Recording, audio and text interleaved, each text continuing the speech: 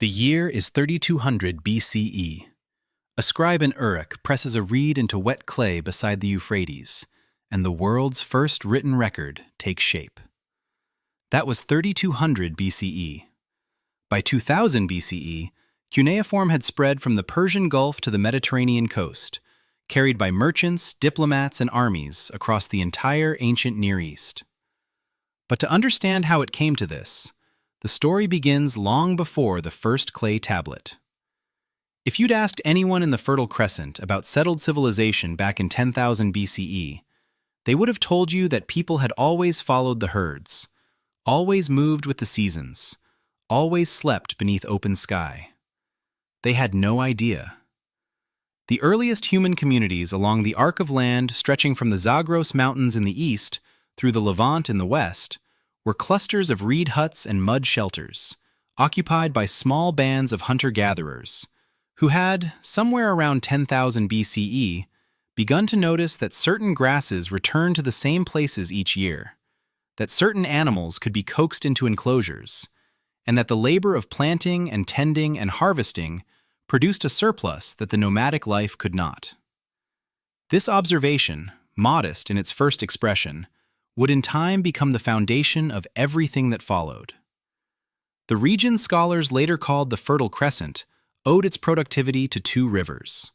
The Tigris, rising in eastern Anatolia and running roughly southeast for some 1,850 kilometers before emptying into the Persian Gulf, and the Euphrates, tracing a path of approximately 2,800 kilometers from its headwaters near the Armenian highlands down through the Syrian steppe and into the alluvial plain of what is now southern Iraq. Between these two rivers lay a landscape of extraordinary agricultural potential. The soil deposited by annual flooding was dark, fine-grained, and rich in nutrients. The Greek word for the region, Mesopotamia, meaning simply the land between the rivers, described a geographic fact that was also a civilizational destiny. The Neolithic communities that took root along this corridor between roughly 10,000 and 6,000 BCE were not uniform in character. At Yarmouk in northern Iraq, excavated by Robert Braidwood of the Oriental Institute, beginning in the 1940s, archaeologists recovered evidence of settled agricultural life dating to approximately 7,000 BCE, including domesticated emmer wheat, einkorn barley, lentils, and the bones of domesticated goats and sheep. At Çatalhöyük in southern Anatolia, a community of several thousand inhabitants occupied densely packed mud brick structures as early as 7,500 BCE, leaving behind painted walls, obsidian tools, and evidence of ritual activity, suggesting a symbolic life of considerable complexity. These communities were not yet writing, not yet building temples, but they were accumulating the conditions under which all of those things would eventually become necessary. The seasonal flooding of the Tigris and Euphrates was not a gentle or predictable phenomenon. Unlike the Nile, whose annual inundation arrived with relative regularity, the Mesopotamian rivers flooded violently and unpredictably, sometimes in spring, when snowmelt from the northern mountains combined with seasonal rains to send walls of water across the flat alluvial plain with little warning. Villages built too close to the banks were periodically destroyed. Communities that survived learned to build on higher ground, to construct levees and irrigation channels, and to develop the collective organizational capacity that large-scale hydraulic management demanded. The flood was not merely a natural event, it was a civilizational catalyst, the pressure that forced cooperation between communities and made coordination not merely useful, but essential. By approximately 6000 BCE, the settlements of the Ubaid period, named for the site of Tel al-Ubaid near the later city of Ur, had begun to display the features archaeologists associate with proto-urban life. Temples built on raised platforms, standardized pottery produced in quantities suggesting organized craft specialization, and evidence of long-distance trade in materials including obsidian from Anatolia and lapis lazuli from what is now Afghanistan. The Ubaid culture extended across a wide geographic range. Its distinctive painted pottery found its sites from the Persian Gulf to the Syrian steppe. In the millennia that followed, those centers would grow into cities. The 7-day week that structures modern time traces its origin to this same Mesopotamian world. The brewers and weavers and farmers of the ancient Fertile Crescent had no idea that the rhythms they were establishing would persist for 5,000 years. And then, the Ubaid period made the one decision that changed everything. The communities of the southern alluvial plain, pressed by population growth and the demands of managing increasingly complex irrigation systems, began to consolidate. Smaller settlements contracted or were absorbed. Resources, labor, and authority began to concentrate in fewer, larger centers. The dispersed agricultural villages of the Neolithic were giving way to something new, something the ancient world had not yet seen. In the centuries that followed, those centers would generate the full weight of what we now call civilization. The seeds of the written word, of law, of mathematics, of literature, were already present in the soil of those first river valleys. What remained was for someone to press them into clay. The city of Uruk stands in the 4th millennium BCE as the largest human settlement the world has yet produced. Located on the western bank of the Euphrates in what is now the D-Kar Governorate of southern Iraq, Uruk occupies a position in the history of civilization comparable to no other site of its era. By approximately 3500 BCE, its population has reached somewhere between 25,000 and 40,000 inhabitants, a concentration of human beings without precedent in the archaeological record. By 3000 BCE, estimates place the figure at or near 50,000, with a surrounding hinterland of dependent villages and agricultural settlements extending outward across the flat alluvial plain. The city's walls, attributed by later Mesopotamian tradition to the legendary king Gilgamesh himself, enclose an area of approximately 6 square kilometers,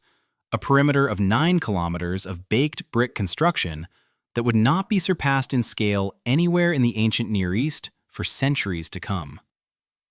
To understand how Uruk arrived at this position, it is necessary to trace the trajectory of the Uruk period, conventionally dated from approximately 4000 to 3100 BCE, a span of 9 centuries during which the southern Mesopotamian plain underwent a transformation in social, economic, and political organization so thoroughgoing that archaeologists speak of it as the world's first urban revolution. The term is not hyperbole. What emerged at Uruk and at the cluster of related settlements scattered across the alluvial plain during these centuries was qualitatively different from anything that had preceded it. A form of human organization in which large numbers of people lived in close proximity, performed specialized occupational roles, were administered by centralized institutions, and participated in economic systems of sufficient complexity to require new technologies of record-keeping and communication. The physical evidence for this transformation is extensive and well documented. Excavations at Uruk, conducted by the Deutsche Orientgesellschaft beginning in 1912 and continuing with interruptions through the 20th century, have revealed a monumental building complex in the area known as the Eanna Precinct, named for the temple of the goddess Inanna, the Sumerian deity of love, war, and political authority. The Eanna Precinct contains a series of large public buildings constructed in mud brick on a scale that implies the organized mobilization of substantial labor forces. The Limestone Temple, the Pillar Hall, the Great Court, and the White Temple. The last of these set atop a raised platform or proto-ziggurat some 13 meters in height. The White Temple, dated to approximately 3200 BCE, was dedicated to the sky god Anu, and was decorated with cone mosaics, geometric patterns formed by thousands of small clay cones pressed point first into plastered walls and painted in red, black, and white, a technique of architectural embellishment found at Uruk and at contemporary sites across the region. These were not merely aesthetic choices. The scale and elaboration of the Eanna Precinct indicate an institution with access to surplus resources organized labor, and the administrative capacity to direct both over extended periods of time. The question of how Uruk's institutions managed this complexity leads directly to one of the most consequential technological developments in human history. The invention of the wheel, attested at the site of Ur in approximately 3500 BCE on the basis of clay tablets depicting wheeled vehicles, transformed the logistics of agricultural production and long-distance trade across the Mesopotamian plain. The flat alluvial terrain, lacking the natural barriers of mountains or dense forest, was ideally suited to wheeled transport, and the adoption of ox-drawn carts and later of more sophisticated wheeled vehicles accelerated the movement of goods, building materials, and agricultural produce across distances that had previously demanded enormous human labor. The wheel did not appear in isolation. It was one element of a broader technological complex that included the potter's wheel, attested at Mesopotamian sites from approximately 4500 BCE onward. The sail, which allowed river craft to move upstream against the current of the Euphrates and Tigris, and the development of bronze metallurgy, which provided tools and weapons of greater durability and effectiveness than their flint or copper predecessors. The social organization of Uruk in its peak period was structured around the temple institution, which functioned simultaneously as a religious center, an economic enterprise, and an administrative apparatus. The temple owned land, managed herds of livestock, employed weavers, brewers, potters, and agricultural laborers, and redistributed the products of this organized production to its workforce in the form of standardized rations. Archaeologists have recovered from Uruk and from contemporary sites across southern Mesopotamia large numbers of small clay tokens of varying shapes, spheres, cones, cylinders, and discs, which had been used since at least the 9th millennium BCE to represent quantities of specific commodities. A sphere for a measure of grain, a cylinder for an animal, a disc for a day's labor. As the scale of temple administration grew, the token system became increasingly cumbersome. The solution, arrived at sometime around 3200 BCE, was to impress the shapes of the tokens onto flat clay tablets, rather than manipulating the tokens themselves, and to add numerical signs indicating quantities. This was the origin of writing. The earliest written documents from Uruk, known to scholars as the Uruk IV and Uruk III tablets, and dated to approximately 3200 to 3000 BCE, are administrative records of exactly this kind. They record the allocation of grain rations, the numbers of livestock held by the temple, the quantities of textiles produced by temple weavers, and the disbursement of goods to named individuals or institutional departments. They are not literature. They are not law. They are not religious texts. They are, in the most literal sense, receipts and inventories, the paperwork of a large and complex economic institution. The fact that writing was invented not to record poetry or prayer, but to track barley and sheep, is one of the more instructive ironies in the history of human culture. The city-states that developed alongside Uruk during the late 4th and early 3rd millennia BCE formed a network of competing and cooperating urban centers across the southern Mesopotamian plain. Ur, located near the mouth of the Euphrates, approximately 300 kilometers southeast of Uruk, developed into a major religious and commercial center, its importance attested by the extraordinary wealth recovered from the royal cemetery excavated by Leonard Woolley between 1922 and 1934. Nippur, situated near the center of the alluvial plain, served as the primary religious center of Sumer, the location of the temple of Enlil, the chief deity of the Sumerian pantheon, and a site whose sacred status was recognized by successive dynasties across more than 2 millennia. Lagash, Umma, Kish, Eridu, and Shuruppak were among the other major settlements of the Sumerian city-state system, each governed by its own ruler, each maintaining its own temple complex and administrative apparatus, and each engaged in the complex web of trade, alliance, and periodic warfare that characterized intercity relations throughout the 3rd millennium BCE. The governance of these early city-states evolved over the course of the Uruk and early dynastic periods, roughly 4000 to 2334 BCE, from a system in which the temple institution appears to have been the primary locus of authority toward one in which secular rulers, the Lugal, or great man, and the Ensi, or governor, wielded increasing political and military power alongside or in competition with the temple establishment. The Sumerian King List, a document composed in its earliest surviving form sometime around 2100 BCE and preserved in copies from the Old Babylonian period, records the names of rulers from before the flood through the third dynasty of Ur, presenting kingship as a divine institution that descended from heaven and was passed from city to city in succession. The list is not a reliable historical document in the modern sense. It conflates mythological figures with historical ones, assigns reigns of implausible length to early rulers, and reflects the political ideology of the period in which it was compiled, rather than a neutral account of the past. But it preserves genuine historical information about the rulers of the early dynastic period, and it reflects the Mesopotamian understanding of political authority as something rooted in divine sanction and civic continuity. The civic administration of Uruk and its contemporaries extended beyond the management of temple resources to encompass the regulation of trade, the organization of collective labor for irrigation maintenance and construction projects, and the adjudication of disputes between individuals and institutions. The earliest legal documents from Mesopotamia, predating the famous law code of Hammurabi by more than a millennium, include the Laws of Ur-Nammu, composed in Sumerian around 2100 BCE, and the even earlier reforms of Uru-Nimgina of Lagash, dated to approximately 2350 BCE, which record a ruler's attempts to curtail the abuses of temple officials and protect the rights of widows, orphans, and the poor. These documents testify to the existence of a legal culture, a set of norms and expectations about the proper conduct of public and private life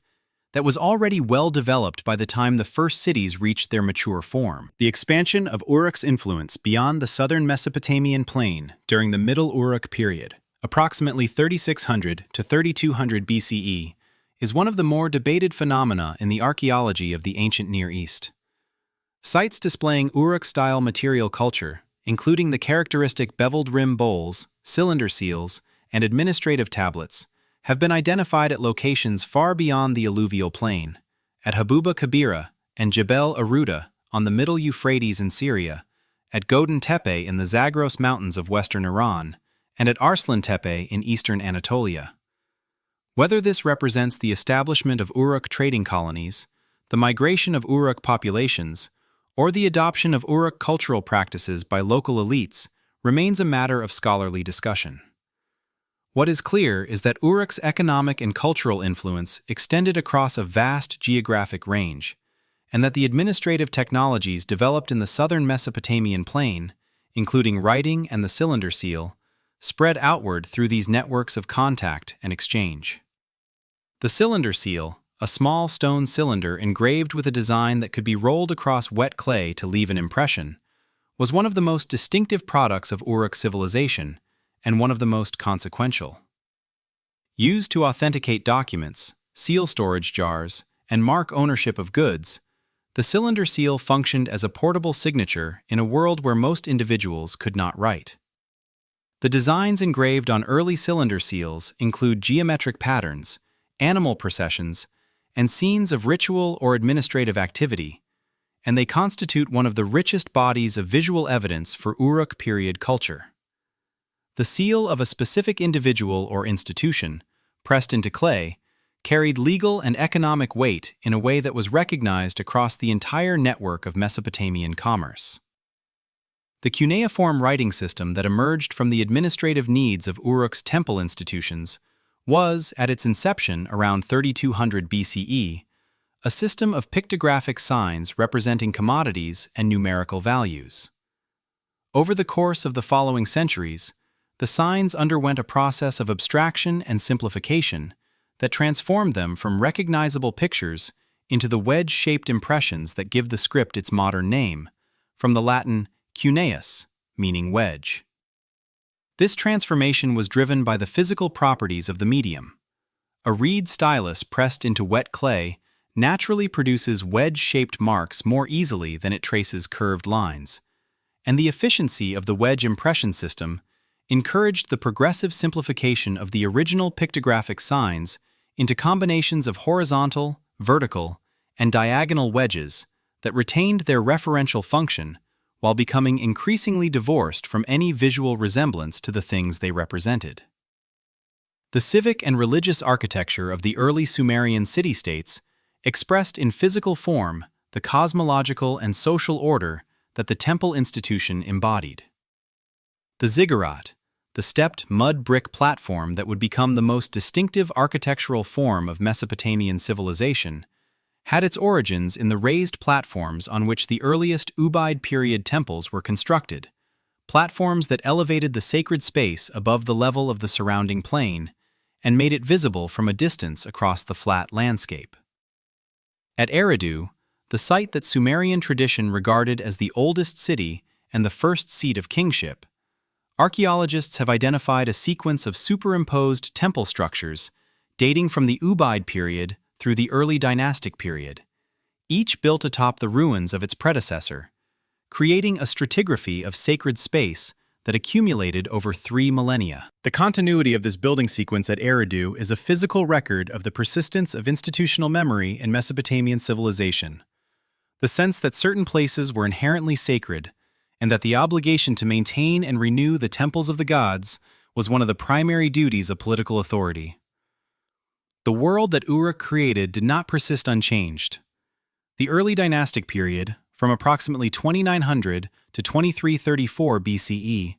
saw the progressive militarization of intercity relations as the city-states of the Sumerian plain competed for agricultural land, water rights, and trade routes.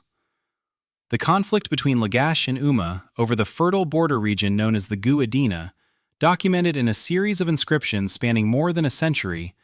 is the earliest recorded territorial dispute in human history. Its details preserved in the Stele of the Vultures, a carved limestone monument from approximately 2450 BCE, now held in the Louvre in Paris. The stele depicts the god Ninjur-Su of Lagash, holding a net full of defeated Umma soldiers, a visual statement of divine sanction for the victory of Lagash's ruler, Eannatum, over his rival. The language of divine authorization for political and military action, already fully developed in the early dynastic period, would remain a constant of Mesopotamian political culture for the next 2,000 years. What Uruk established, in the broadest terms, was a template for urban civilization that subsequent cultures would inherit, adapt, and transmit across the ancient world. The concentration of population in walled cities, the management of agricultural surplus through centralized institutions, the use of writing for administrative purposes, the construction of monumental religious architecture,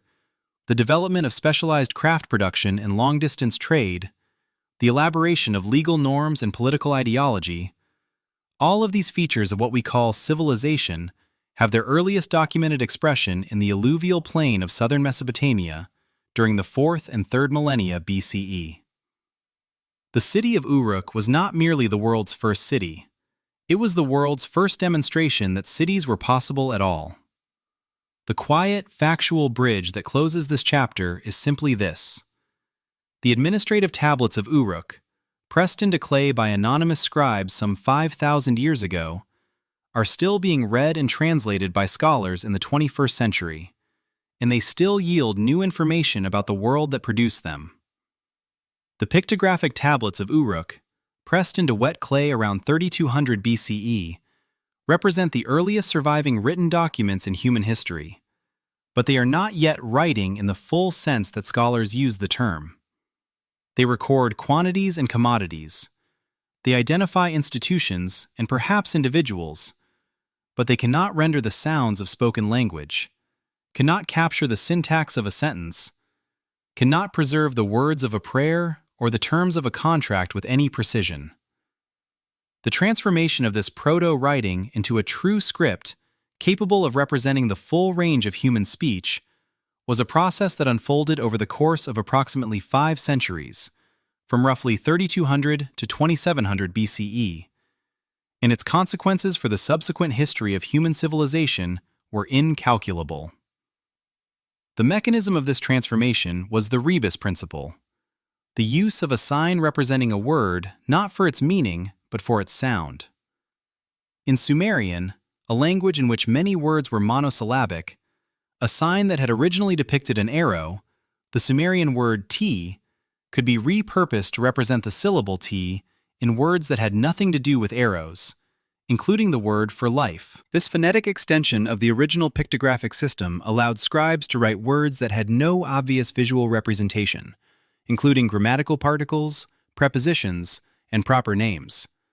And it transformed cuneiform from an accounting notation into a vehicle for the full range of linguistic expression. By approximately 2600 BCE, Sumerian cuneiform could represent connected prose, and the earliest literary and religious texts begin to appear in the archaeological record at this time. The physical medium of cuneiform writing was clay,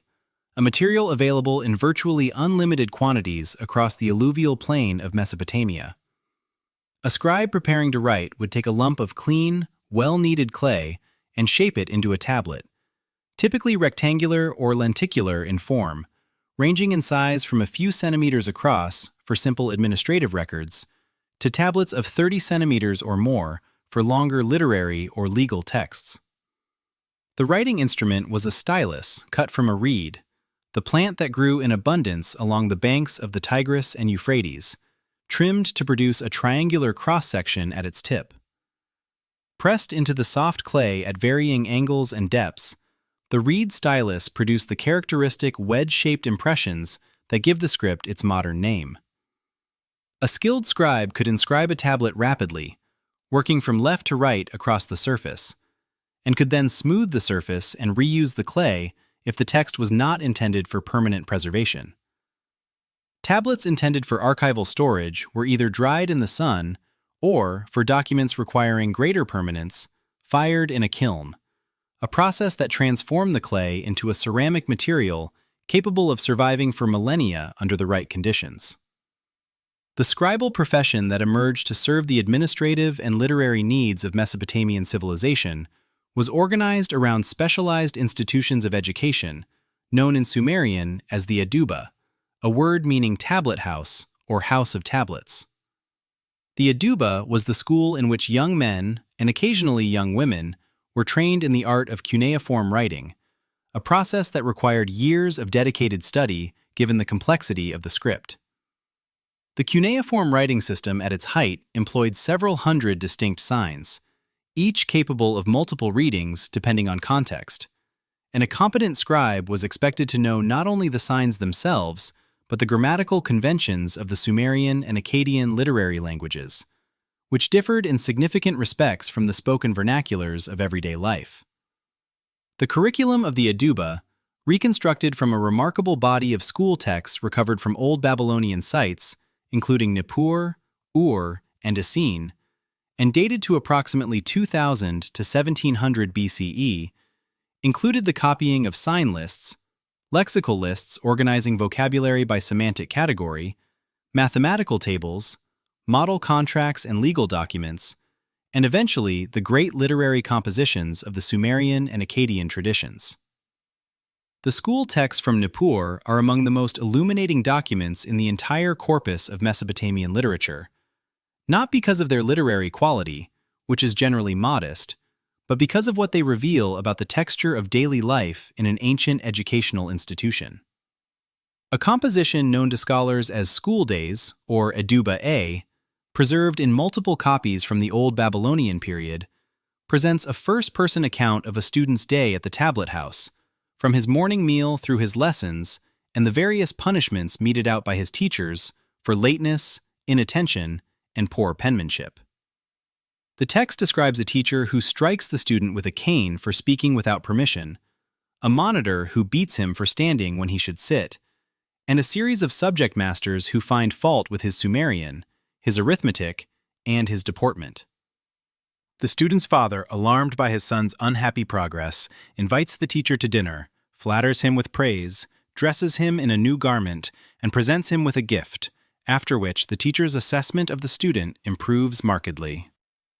The composition is, in essence, a satirical account of academic politics that would be recognizable to any parent or student in any century. The tablets produced in the Eduba and in the professional scriptoria attached to temples, palaces, and private households covered an enormous range of subjects and genres. Administrative tablets, the most numerous category in the archaeological record, recorded the movement of grain, livestock, textiles, metals, and labor through the redistributive economies of the temple and palace institutions. Thousands of such tablets survive from the archives of the Third Dynasty of Ur, the so-called Ur III period of approximately 2112 to 2004 BCE, which represents the most thoroughly documented administrative system of the ancient Near East. The Ur III archives, recovered from sites including Dram, Girsu, and Umma, record in meticulous detail the daily receipts and disbursements of the central administration, the number of oxen slaughtered for a royal feast, the quantities of wool allocated to temple weavers, the names and ration allotments of thousands of workers employed on state construction projects. These documents have allowed modern historians to reconstruct the economic organization of the Ur III state with a precision that is simply not possible for any contemporary civilization. Legal and contractual documents constitute another major category of cuneiform writing, attested from the early dynastic period onward. Sales of land and slaves, loans of silver and grain, marriage contracts, adoption agreements, wills, and records of litigation survive in large numbers from sites across Mesopotamia, providing an extraordinarily detailed picture of the legal practices and social norms of successive periods. The formulaic language of these contracts was highly standardized, reflecting the work of professional scribes trained to produce documents in recognized legal forms, and the documents were typically sealed with the cylinder seals of the parties involved and of witnesses, providing authentication that was recognized by courts and administrators. The existence of this body of legal documentation presupposes a society in which written records had genuine legal force, in which courts could be appealed to for the enforcement of written agreements, and in which literacy, or at least access to literate professionals, was sufficiently widespread to make written contracts a practical instrument of everyday commercial life. Royal inscriptions represent a third major genre of cuneiform writing, one that served explicitly ideological functions. From the early dynastic period onward, Mesopotamian rulers commissioned inscriptions recording their military victories, their building projects, their donations to temples, and their claims to divine favor. These inscriptions were placed in the foundations of buildings, carved on stone stelae set up in public places, and inscribed on votive objects deposited in temple sanctuaries. The Sumerian king Gudea of Lagash, who ruled around 2150 to 2125 BCE, left behind an exceptionally rich body of inscribed statuary and clay cylinders recording in elaborate literary Sumerian the details of his construction of the Temple of Ninjursu at Girsu, including the divine dream in which Ninjursu commanded him to build, the gathering of building materials from distant lands, and the ceremonies of dedication. The Gudea cylinders, now held in the Louvre, are among the longest and most literary of all Sumerian royal inscriptions,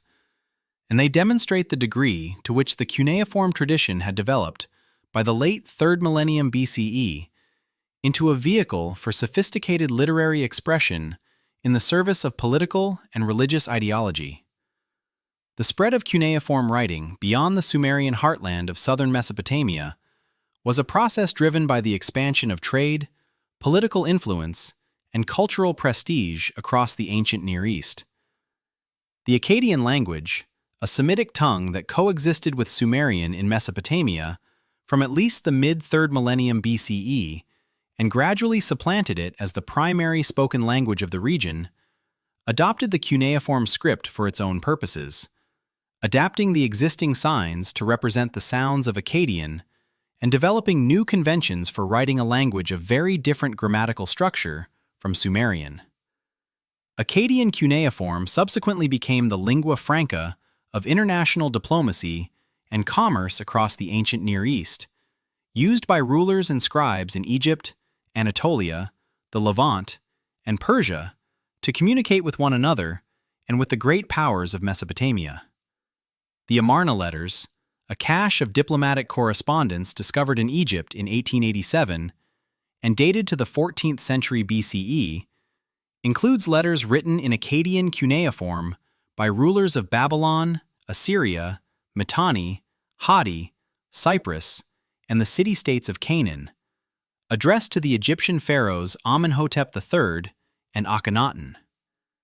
The use of a Mesopotamian script and language as the medium of international communication across this vast geographic range is a testament to the cultural prestige and practical utility of the cuneiform tradition. The script was further adapted for use in other languages and cultural contexts. Elamite, the language of southwestern Iran, was written in cuneiform from the late 3rd millennium BCE onward. Hurrian, spoken in northern Mesopotamia and Syria, adopted the script in the 2nd millennium. Ugaritic, a Semitic language of the Syrian coast, developed its own simplified cuneiform alphabet in the 14th century BCE. And Old Persian, the language of the Achaemenid Empire, was written in a cuneiform script of 36 signs used for royal inscriptions from the 6th century BCE onward. The longevity of the cuneiform tradition, which persisted in use for approximately 3,000 years from its origins around 3200 BCE to its last attested use in an astronomical text from Babylon dated to 75 CE, is without parallel in the history of writing systems. No other script has served so many languages across so vast a geographic range over so extended a period of time. The decipherment of cuneiform in the 19th century CE was itself a scholarly achievement of the first order. The key to the script was provided by the trilingual inscriptions of the Achaemenid kings, carved at Behistun in western Iran by Darius I around 520 BCE, which recorded the same text in Old Persian, Elamite, and Babylonian cuneiform. Henry Creswick Rawlinson, a British army officer and scholar stationed in Persia, copied the Behistun inscriptions at considerable personal risk, dangling from ropes on the cliff face to reach the higher portions of the text, and published his decipherment of the Old Persian version in 1846 and of the Babylonian version in 1851. Rawlinson's work, complemented by the independent contributions of Edward Hincks, Jules Oppert, and William Henry Fox Talbot, opened the entire corpus of cuneiform literature to modern scholarship and initiated the discipline of Assyriology, the study of the ancient civilizations of Mesopotamia through their written records. The tablets preserved in the great libraries and archives of Mesopotamia, at Nippur, at at Nineveh, at Sippar, and at dozens of other sites, represent a body of primary documentation for ancient civilization that has no equivalent anywhere else in the ancient world. The Library of Ashurbanipal at Nineveh, assembled by the Assyrian king Ashurbanipal, who reigned from 668 to approximately 627 BCE, contained by ancient accounts some 30,000 tablets covering every genre of Mesopotamian learning: omens, rituals, hymns, myths, epics, medical texts, astronomical observations, mathematical tables, and lexical lists. The systematic collection of this library, which Ashurbanipal described in his own inscriptions as a project of deliberate cultural preservation, reflects the Mesopotamian understanding of the written record as a repository of knowledge that transcended the life of any individual or institution. The quiet factual bridge that closes this chapter is this: the last cuneiform tablet yet identified, an astronomical almanac from Babylon, was written in 75 CE, more than 3,000 years after the first pictographic signs were pressed into clay at Uruk, and it was read and understood by its intended audience without difficulty. Around 2334 BCE, a man of obscure origins seizes the throne of the Sumerian city of Kish and begins a campaign of conquest that will, within a generation, transform the political landscape of the ancient Near East beyond recognition. His name is Sargon, a throne name meaning the true king or the legitimate king in Akkadian, and the identity it replaced, his birth name and the circumstances of his early life, are known only through legend. The legend, preserved in a text known as the Birth Legend of Sargon, and surviving in copies from the first millennium BCE, describes his mother as a high priestess who placed him as an infant in a basket of rushes sealed with bitumen and set him adrift on the Euphrates, a story whose structural parallel with the later biblical account of Moses has attracted considerable scholarly attention. Sargon, in the legend, was found and raised by a gardener named Aki, rose to become the cupbearer of the king of Kish, and eventually, through divine favor and personal ability, seized power for himself. How much of this account reflects historical reality, and how much is retrospective mythologizing, is impossible to determine with certainty. But the legend's emphasis on Sargon's low birth and self-made rise was clearly an important element of his political identity. The political context in which Sargon rose to power was one of chronic intercity conflict among the Sumerian city-states of the southern Mesopotamian plain. The early dynastic period, which preceded Sargon's conquests, had been characterized by shifting alliances and periodic warfare between the major urban centers, with no single city able to establish permanent dominance over its rivals. Lugal-Zaggisi of Umma, who had conquered Lagash and extended his authority across much of Sumer in the years immediately preceding Sargon's rise, had achieved a degree of regional hegemony that made him the most powerful ruler in Mesopotamia at the time. Sargon defeated Lugal-Zaggisi in battle, capturing him and leading him in a neck-stalk to the gate of the temple of Enlil at Nippur, an act of symbolic humiliation recorded in Sargon's own inscriptions and intended to demonstrate that divine favor had passed from Lugal-Zaggisi to his conqueror. But here's the detail that everyone missed at the time. Sargon's achievement was not merely military. The creation of the Akkadian Empire, which Sargon founded around 2334 BCE, and which his successors maintained for approximately 180 years, represented the world's first attempt at imperial administration, the governance of a large, multi-ethnic, multilingual territory through a centralized bureaucratic system that imposed uniform standards of weights, measures, and administrative practice across its entire extent. The empire at its greatest extent stretched from the Persian Gulf in the south to the cedar forests of the Amanus Mountains in northern Syria, encompassing the Sumerian cities of the south, the Akkadian-speaking communities of the north, and the trading cities of the middle Euphrates Valley. Sargon's inscriptions claim campaigns against Elam in the east and against regions as far west as the Mediterranean coast, claims that are difficult to verify archaeologically, but that reflect the imperial ambition of his program. The administrative system of the Akkadian Empire replaced the local governors and temple officials of the conquered cities with Akkadian-speaking administrators appointed by and loyal to the central authority. Sargon himself is said to have stationed 5,400 men who ate bread before him daily at his capital city of Akkad, a statement that scholars interpret as a reference to the standing military and administrative establishment of the imperial court. The location of Akkad, Sargon's capital, remains one of the unsolved problems of Mesopotamian archaeology. Despite extensive searching, the site has not been identified with certainty, though it is generally believed to lie somewhere in the vicinity of modern Baghdad. The city's importance in the ancient world is attested by the frequency with which it is mentioned in texts of the Akkadian and later periods, and by the fact that the Akkadian language, named for the city, became the primary written and spoken language of Mesopotamia for more than a millennium after the empire's collapse. The standardization of weights and measures under Sargon and his successors was a practical necessity for the administration of an empire that encompassed multiple previously independent economic systems, each with its own local standards. The Akkadian Empire introduced uniform standards for the shekel, the basic unit of silver weight used in commercial transactions, and for the measures of grain and other agricultural commodities used in taxation and redistribution. These standards were enforced through the appointment of imperial officials responsible for maintaining the accuracy of weights and measures in the markets and storehouses of the conquered cities,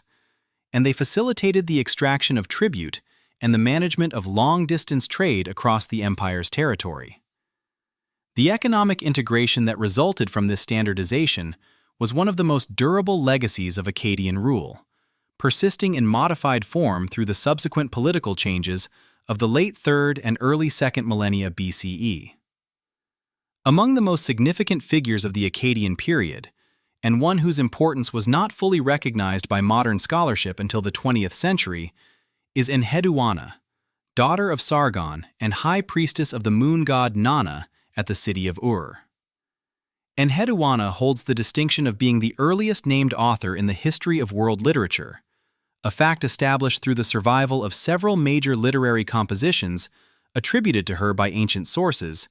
and supported by the discovery of an alabaster disc bearing her name and image, recovered from Ur by Leonard Woolley, and now held in the Penn Museum in Philadelphia.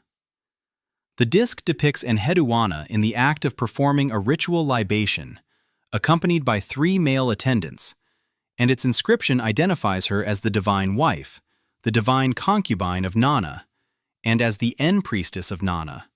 confirming both her identity and her institutional role. Enheduanna's surviving literary works include the Hymn to Inanna, also known as the Exaltation of Inanna, or Ininsagura. The Hymn to the Temples, a collection of 42 hymns addressed to the temples of the major Sumerian cities, and the Hymn to Inanna as the Destroyer of Sumer. These compositions are preserved in copies from the Old Babylonian period, approximately 5 centuries after Enheduanna's death, a fact that testifies to their continued importance in the scribal curriculum of later centuries. The Exaltation of Inanna is particularly notable for its literary sophistication and its personal voice.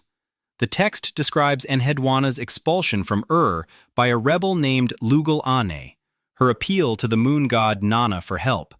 Nanna's failure to respond, her subsequent appeal to Inanna, and Inanna's eventual intervention on her behalf. The composition moves between hymnic praise of Inanna's cosmic power and first-person narrative of Enheduanna's personal crisis, creating a literary texture of considerable complexity that has led scholars including Thorkild Jacobson and William Hollow to describe it as a genuinely innovative literary achievement.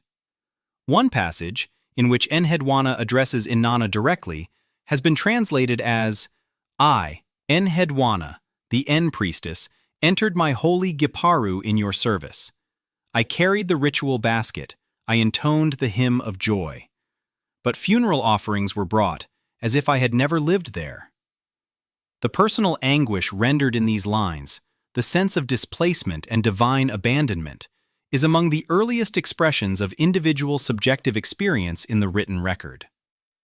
The Akkadian Empire reached its greatest extent under Sargon's grandson, Naram-Sin, who reigned from approximately 2254 to 2218 BCE, and who added to the royal titulary the unprecedented claim of being a god, styling himself the god of Akkad, and having his name written with the divine determinative, the cuneiform sign that preceded the names of deities.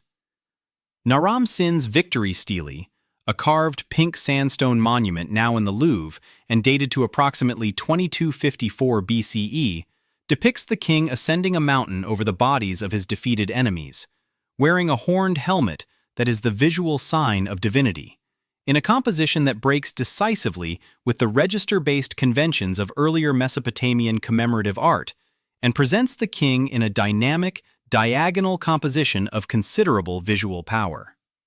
The stele records Naram-Sin's victory over the Lulubi people of the Zagros Mountains, and was originally set up at Sippar before being carried off to Susa in Elam as war booty by the Elamite king Shutruk-Nahunte around 1158 BCE, where it was discovered by Jacques de Morgan's excavation team in 1898.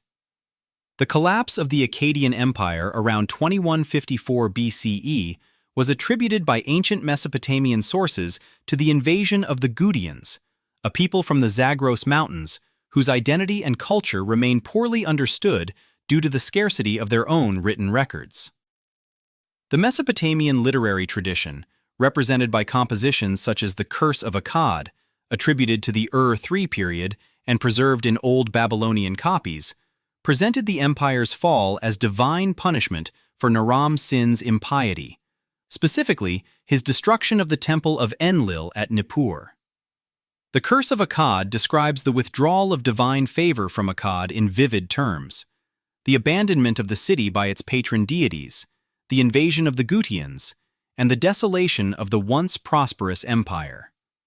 Whether the Gutian incursions were the primary cause of the empire's collapse, or whether internal administrative strain, drought, and the progressive fragmentation of central authority played equally significant roles, is a question that modern historians continue to debate. What is clear from the archaeological and textual record is that the period following the Akkadian collapse, roughly 2154 to 2112 BCE, saw a significant disruption of urban life and long-distance trade across the Mesopotamian plain, followed by the gradual reassertion of Sumerian political authority under the rulers of the Third Dynasty of Ur. The legacy of the Akkadian Empire in the subsequent history of Mesopotamia was profound and lasting. The Akkadian language, elevated to the status of an imperial administrative language by Sargon and his successors, continued to serve as the primary written language of Mesopotamia for more than a millennium after the empire's fall, displacing Sumerian as a spoken vernacular, while Sumerian persisted as a literary and liturgical language in the scribal schools. The model of imperial administration developed under the Akkadians, with its centralized bureaucracy, standardized economic systems, and appointed provincial governors, was inherited and elaborated by the subsequent empires of the Neo-Sumerian, Old Babylonian, Assyrian, and Neo-Babylonian periods. And the literary tradition inaugurated by Enheduanna, the tradition of named authorship and personal literary expression, persisted in the Mesopotamian scribal schools for centuries. Her hymns copied and recopied by generations of students who preserved her name and her words long after the empire that had produced her had dissolved into the alluvial soil of the plain. The quiet factual bridge that closes this chapter is this. Enheduanna's name appears in the colophons of her hymns in copies made approximately 500 years after her death, a span of transmission that testifies to the institutional memory of the Mesopotamian scribal tradition and to the enduring authority of the world's first named author. The ziggurat rises from the flat alluvial plain of southern Mesopotamia in the early 3rd millennium BCE as the most visible expression of a civilization's relationship with the divine order. It is not a tomb, as the pyramids of Egypt are tombs. It is not a cathedral, as the great churches of medieval Europe are cathedrals. It is, in the Mesopotamian understanding, a mountain, an artificial mountain constructed on a landscape that has none, a physical bridge between the earth and the heavens, between the human community and the gods who govern the cosmos. The Sumerian word for ziggurat, zikuratu, derives from a verb meaning to build on a raised area or to be high, and the structure's essential purpose is encoded in its name: to elevate the sacred space, to make the temple of the god visible and accessible from the greatest possible distance, and to create a point of contact between the terrestrial and the celestial that could be maintained, renewed, and elaborated across generations. The architectural origins of the ziggurat lie in the raised temple platforms of the Ubaid period, the mud brick podia on which the earliest Mesopotamian temples were constructed, from approximately 5500 BCE onward. At Eridu, the site that Sumerian tradition identified as the first city and the seat of the god Enki, the god of wisdom and fresh water, archaeologists have documented a sequence of 18 superimposed temple structures spanning from the Ubaid period to the early dynastic period, each built on the ruins of its predecessor, with the accumulated debris of successive rebuildings gradually raising the height of the platform on which the temple stood. This organic process of accumulation, in which the ruins of earlier sacred structures were incorporated into the foundations of later ones, created the multi-level profile that would eventually be formalized in the deliberately designed stepped platforms of the classic ziggurat. The continuity of sacred space at Eridu, across more than 3 millennia,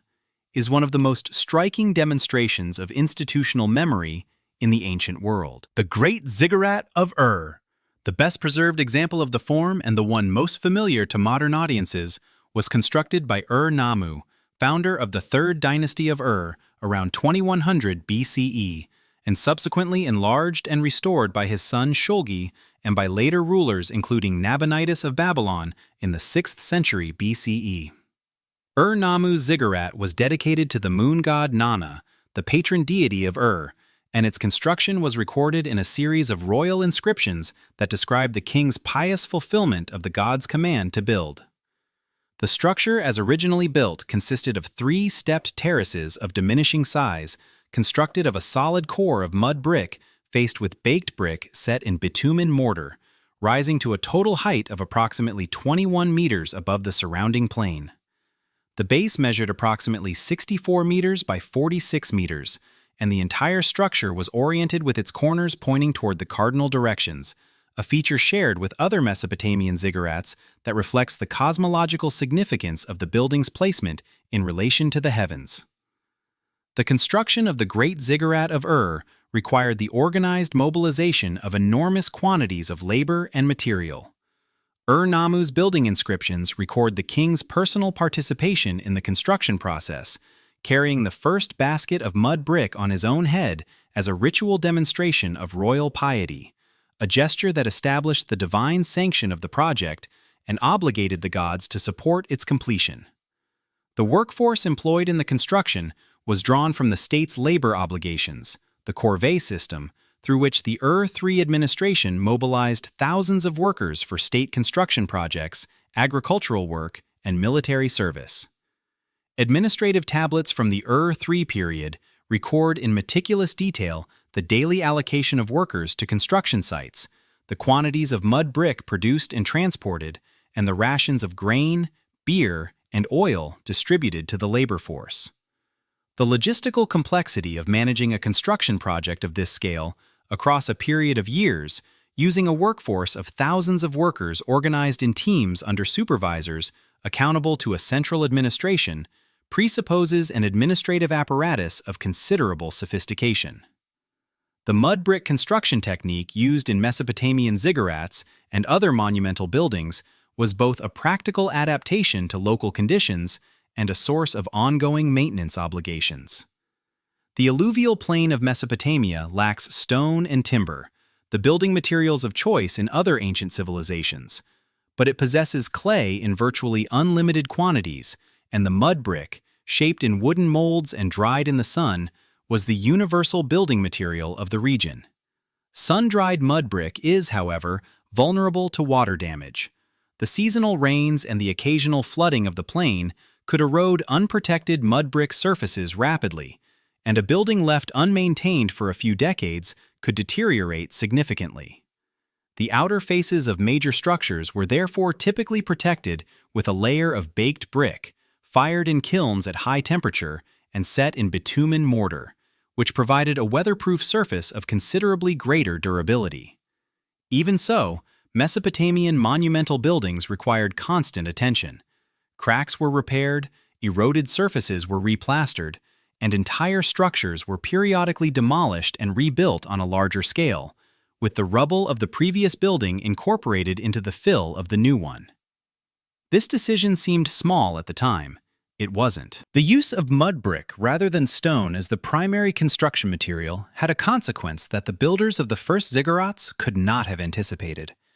It meant that the great monuments of Mesopotamian civilization would not survive into the modern era in the dramatic fashion of the Egyptian pyramids or the Greek temples.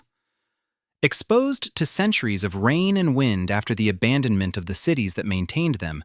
the mud brick ziggurats gradually dissolved back into the landscape, their stepped profiles reduced to shapeless mounds of eroded clay that gave no outward indication of the architectural complexity beneath. The Great Ziggurat of Ur survived better than most because the baked brick facing of its lower terrace protected the mud brick core from erosion, and because the site was excavated and partially restored by Leonard Woolley between 1922 and 1934, and again by Iraqi archaeologists in the 1980s under the direction of the State Organization of Antiquities and Heritage. Other ziggurats, including those at Nippur, Eridu, Larsa, and Uruk, survive only as eroded mounds whose original form must be reconstructed from the archaeological evidence and from textual descriptions. You'd think someone would have said something. Nobody did. The gradual dissolution of the great mud brick monuments of Mesopotamia into the landscape was not a sudden catastrophe, but a slow process of abandonment and erosion that unfolded over centuries, largely unobserved and unrecorded, as the cities they had served declined and their populations dispersed. The Ziggurat of Babylon, the Etemenanki, or House of the Foundation of Heaven and Earth, which ancient sources describe as a 7-tiered structure rising to a height of approximately 90 meters and which is generally identified with the Tower of Babel of the biblical tradition, was already in a state of partial ruin when Alexander the Great visited Babylon in 323 BCE and reportedly ordered its demolition and reconstruction, a project that was never completed. By the time of the Arab conquest of Mesopotamia in the 7th century CE, the great ziggurats had been reduced to the shapeless mounds that dot the landscape of southern Iraq today. The cosmological significance of the ziggurat extended beyond its physical form to encompass the ritual activities performed within and around it. The temple at the summit of the ziggurat, the small shrine that crowned the uppermost terrace, was understood as the dwelling place of the god, the chamber in which the deity resided when present on earth, and access to it was restricted to the highest-ranking priests and priestesses. The rituals performed in this space included the daily feeding and clothing of the divine statue, the performance of music and hymns in the god's honor, and the great seasonal festivals that marked the agricultural calendar and renewed the covenant between the city and its patron deity. The most important of these festivals was the Akitu, the New Year festival celebrated at the spring equinox, during which the divine statue was carried in procession from the temple to the Akitu house outside the city walls and back again, enacting a ritual drama of death and renewal that was understood to ensure the fertility of the land and the continuity of royal authority for the coming year. The ziggurat's role as a civic center extended to its function as the administrative heart of the temple institution, which, as noted in the preceding chapter, was the primary economic organization of the Sumerian city-state. The temple complex surrounding the ziggurat included storehouses for grain, workshops for textile production, administrative offices for the scribes who managed the temple's economic affairs, and quarters for the priests, priestesses, and other temple personnel. The ziggurat and its surrounding complex were, in effect, a city within a city, a self-contained economic and administrative unit that managed the redistribution of agricultural surplus, the production of craft goods, and the maintenance of the ritual calendar that structured the life of the entire community. The architectural tradition of the ziggurat persisted across the full span of Mesopotamian civilization, from the early 3rd millennium BCE through the Achaemenid period in the 6th and 5th centuries BCE. Successive dynasties, including the Ur-III rulers, the kings of Isin and Larsa, the Old Babylonian kings, the Kassite rulers who governed Babylon from approximately 1595 to 1155 BCE, the Assyrian kings of the 1st millennium BCE, and the Neo-Babylonian rulers of the 7th and 6th centuries BCE, all built or restored ziggurats as a central expression of royal piety and political legitimacy. The construction of a ziggurat was not merely a building project, but a statement of the ruler's relationship with the divine order, his fulfillment of the obligation to maintain the temples of the gods that was understood as the primary duty of Mesopotamian kingship. A king who neglected the temples risked divine abandonment, crop failure, military defeat, and the loss of royal authority, consequences that were understood not as metaphors, but as literal outcomes of impiety. The same mud brick platform that built Mesopotamian civilization's sacred skyline was about to destroy it. The Atemenanki of Babylon, the greatest ziggurat of the ancient world, was left unfinished at Alexander's death in 323 BCE and never rebuilt. The mud brick of its core, exposed to the elements without the protection of its baked brick facing, eroded over the following centuries until nothing remained above ground but a low mound of clay and rubble, the Kaiser Hill that German archaeologists under Robert Koldewey excavated beginning in 1899. The ziggurat that had once been the physical embodiment of Babylonian cosmological order returned, in the end, to the alluvial clay from which it had been built. In the 18th century BCE, Babylon stands as the dominant city of the Mesopotamian plain, its authority extending across a territory that encompasses the ancient Sumerian cities of the south and the Akkadian communities of the north. The king who has achieved this consolidation is Hammurabi, sixth ruler of the first dynasty of Babylon, who ascends to the throne around 1792 BCE and reigns for 42 years until his death around 1750 BCE. Hammurabi's military campaigns, conducted over 3 decades of patient strategic maneuvering, have by the late years of his reign brought the cities of Larsa, Eshnunna, Mari, and Assyria under Babylonian control, creating a unified political entity that encompasses most of the territory between the Persian Gulf and the Middle Euphrates Valley. The administrative challenges of governing this expanded territory, managing the competing claims of local elites, temple institutions, and royal officials, and projecting royal authority across distances that made direct supervision impossible, were among the most pressing practical problems of Hammurabi's reign. The response to these challenges that has made Hammurabi's name familiar to every student of ancient history is the collection of 282 legal provisions inscribed on a black diorite stela, approximately 2.25 meters in height, now held in the Louvre in Paris, which was discovered by Jacques de Morgan's French archaeological expedition at the site of Susa in southwestern Iran in the winter of 1901 to 1902. The stela, which had been carried from Babylon to Susa as war booty by the Elamite king Shutruk-Nahunte around 1158 BCE, bears at its top a carved relief depicting Hammurabi standing before the sun god Shamash, the deity of justice, who is shown seated on a throne and presenting to the king the rod and ring that are the symbols of divine authority. Below this image, the entire surface of the stela is covered with cuneiform text in the Old Babylonian dialect of Akkadian, comprising a prologue, the 282 legal provisions, and an epilogue. And this is the part where things stopped being funny. The prologue of the Code of Hammurabi is a document of considerable literary and ideological ambition, presenting Hammurabi as the chosen of the gods, selected by Anu and Enlil to bring about the rule of righteousness in the land, to destroy the wicked and the evildoers,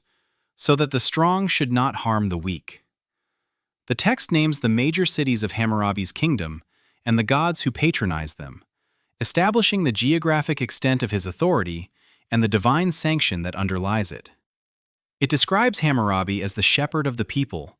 a royal metaphor of great antiquity in Mesopotamian political thought,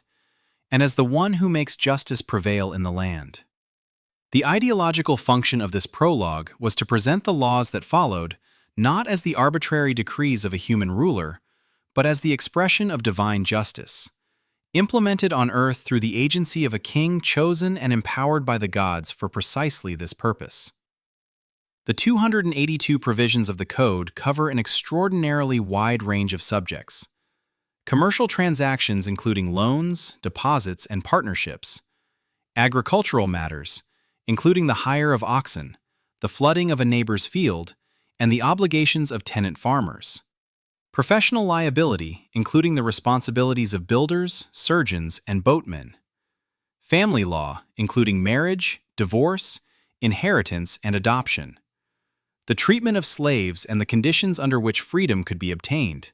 And criminal law, including assault, theft, and murder. The provisions are arranged not in a systematic legal taxonomy, but in a loose thematic grouping, moving from one subject to an adjacent one in a pattern that suggests the gradual accumulation of cases rather than a comprehensive legislative design. The format of each provision is typically casuistic. If a man does such and such, then the consequence is so and so. This conditional structure, which is also found in other ancient Near Eastern law collections, including the earlier laws of Ur-Nammu and the laws of Lipit Ishtar, reflects the case law basis of Mesopotamian legal reasoning, in which general principles are expressed through specific hypothetical cases rather than abstract formulations. The principle of retributive justice that is most commonly associated with the Code of Hammurabi, the Lex Talionis, or Law of Retaliation, is expressed in several provisions dealing with physical injury. Provision 196 states, "If a man has destroyed the eye of a free man, they shall destroy his eye." Provision 197, "If he has broken the bone of a free man, they shall break his bone." Provision 200, "If a man has knocked out the tooth of a free man of his own rank, they shall knock out his tooth." These provisions, which have given the code its popular reputation as a system of brutal, retributive justice, are in fact more nuanced than the phrase "eye for an eye" suggests. The same injuries inflicted on members of lower social classes were compensated with silver payments rather than physical retaliation, reflecting the code's explicit recognition of a three-tier social hierarchy comprising free men, freedmen or commoners, and slaves, with different legal consequences for the same act depending on the social status of both the perpetrator and the victim. The provisions governing commercial and financial transactions reveal a sophisticated understanding of economic life and its attendant risks. Provision 48 addresses the situation of a man who has borrowed silver to plant his field, but whose crop is subsequently destroyed by a flood or drought, stipulating that the debt need not be repaid in that year and that no interest shall accrue. Provision 103 addresses the merchant's agent who is robbed while traveling, specifying that he shall swear by God and be released from liability. Provision 117 addresses debt slavery, stipulating that a man who sells his wife, son, or daughter into debt service shall have them released after 3 years. These provisions reflect the commercial realities of old Babylonian economic life, in which loans of silver and grain were common instruments of agricultural finance. Long-distance trade was organized through partnerships between merchants and their agents, and the failure of crops or the loss of goods in transit could have catastrophic consequences for individuals and families. The family law provisions of the Code are among the most revealing for the social historian, providing detailed information about the legal structure of marriage, the rights and obligations of wives and husbands, the conditions for divorce, and the inheritance rights of children. Provision 138 stipulates that if a man wishes to divorce his wife who has borne him no children, he shall give her the silver of her bride price and restore to her the dowry she brought from her father's house, and then he may divorce her. Provision 141 addresses the wife who neglects her household and belittles her husband, specifying that if her husband declares his intention to divorce her, he may do so without giving her anything, while if he declares his intention to keep her as a slave, he may do so. Provision 148 addresses the man whose wife is seized by disease, specifying that he may take a second wife, but may not divorce his first wife, who shall continue to reside in the house he has provided for her. These provisions collectively reveal a legal system in which women had significant but circumscribed rights,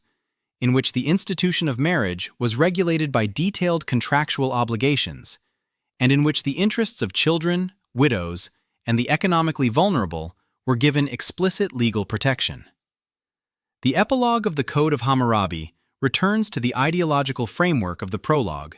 presenting the laws as Hammurabi's gift to his people and his legacy to future kings. The text addresses future rulers directly, urging them to heed the just laws that Hammurabi has established and threatening divine punishment for any king who alters, destroys, or fails to enforce them. It describes the stela itself as a monument of justice, set up in the city of Babylon for all to see, and it invokes the gods Anu, Enlil, Marduk, Shamash, Sin, Adad, Ishtar, and others to curse any king who disregards Hammurabi's laws with military defeat, crop failure, the destruction of his cities, and the extinction of his name and memory.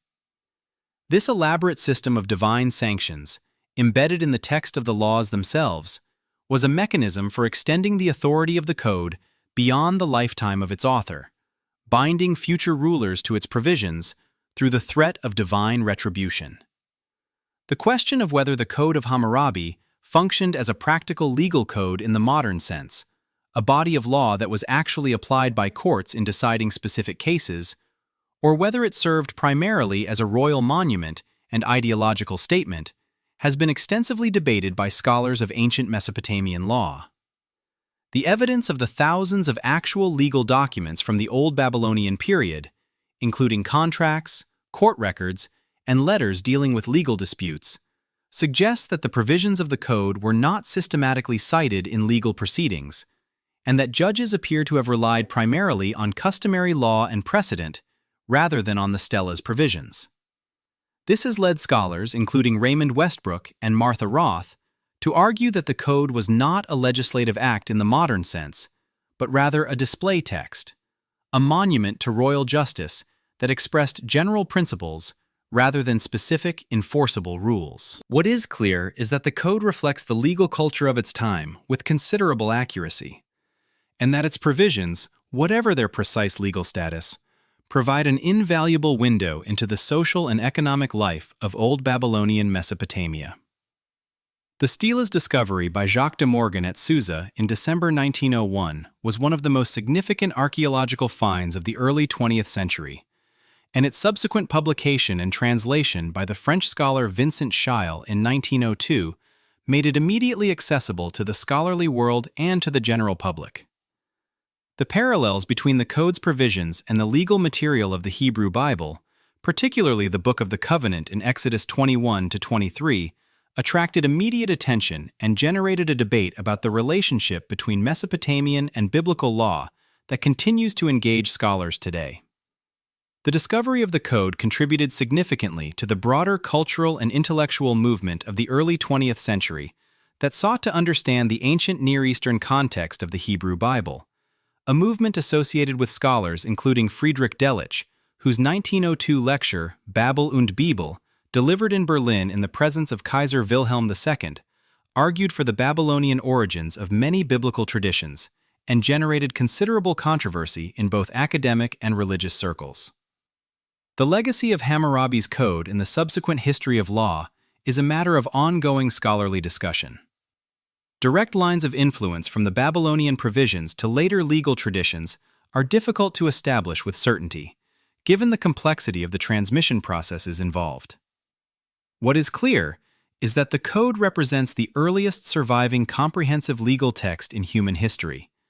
that its casuistic format and its concern with the protection of the vulnerable influenced subsequent Mesopotamian law collections, and that its discovery in 1901 fundamentally changed the modern understanding of the antiquity and sophistication of ancient Near Eastern legal culture.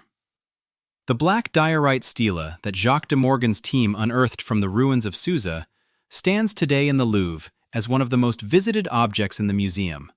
a monument to the ambition of a Babylonian king who wished to be remembered as the shepherd of his people and the instrument of divine justice on earth. The quiet factual bridge that closes this chapter is this. The stela of Hammurabi was inscribed approximately 3,750 years ago, and the cuneiform text carved on its surface can still be read today by any trained Assyriologist,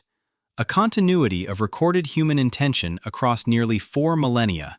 that the code's author could not have anticipated, but would perhaps have found satisfying. The city of Uruk, in approximately 2700 BCE, is governed by a king whose name will survive longer than any political institution he creates, longer than the walls he builds, longer than the dynasty he establishes. His name is Gilgamesh, and the epic that bears his name is the oldest surviving work of literary narrative in human history. The historical Gilgamesh, if such a figure existed, is attested in the Sumerian king list as the fifth ruler of the first dynasty of Uruk, credited with a reign of 126 years, a figure that places him firmly in the realm of legendary chronology. He is also mentioned in several Sumerian literary compositions that predate the unified Akkadian epic. Compositions dealing with his exploits against the Lord of the Cedar Forest, his conflict with the Bull of Heaven, and his relationship with the wild man Enkidu. These earlier Sumerian poems, composed probably in the late 3rd millennium BCE and preserved in Old Babylonian copies from approximately 1800 BCE, represent the raw material from which the later unified epic was assembled. The Epic of Gilgamesh, as it is known to modern readers, is primarily the product of a long process of literary compilation and revision that unfolded across more than 1,000 years. The standard Babylonian version, the most complete and most widely known recension of the text, was compiled by a scholar-scribe named Sin-Leqi Unini, probably during the Kassite period, roughly 1300 to 1000 BCE, and is preserved most completely in the copies recovered from the library of Ashurbanipal at Nineveh, excavated by Austin Henry Layard beginning in 1845 and by his assistant Hormuzd Rassam in 1853.